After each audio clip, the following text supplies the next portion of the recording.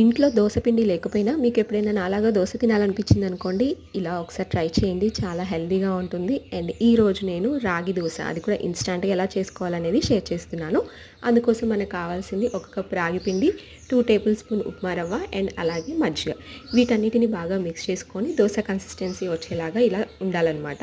And ఆ తర్వాత 10 minutes పాటు పక్కన పెట్టుకోవాలి. అండ్ ఈలోపు మా పిల్లలు ఏం చేస్తున్నారు అనేది షేర్ చేస్తున్నాను. సో వెన్నీ వచ్చేసి జెలోఫోన్లో రైమ్స్, మ్యూజిక్ లాంటివి నేర్చుకుంటుంది అండ్ బాగా ప్లే చేస్తుంది కూడా. 10 మినిట్స్ తర్వాత ఇలా దోస వేసేసాను. సో నార్మల్ దోసలాగా పెద్దగా వేయకుండా కొంచెం చిన్నగా వేసుకుంటే షేప్ అవుట్ అవ్వకుండా ఉంటుంది. ఎందుకంటే రాగి దోస చాలా సాఫ్ట్గా ఉంటుంది. అండ్ ఇందులోకి మనము ఎలాంటి కర్రీస్ అయినా కాంబినేషన్గా తీసుకోవచ్చు. అండ్ నేను వచ్చేసి పాలక్ కర్రీతో తీసుకున్నాను. అండ్ ఈవినింగ్ చేసిన అవకాడో సలాడ్ ఉంటే అది కూడా స్టఫింగ్ లాగా వేసి పిల్లలకి ఇచ్చేసాను.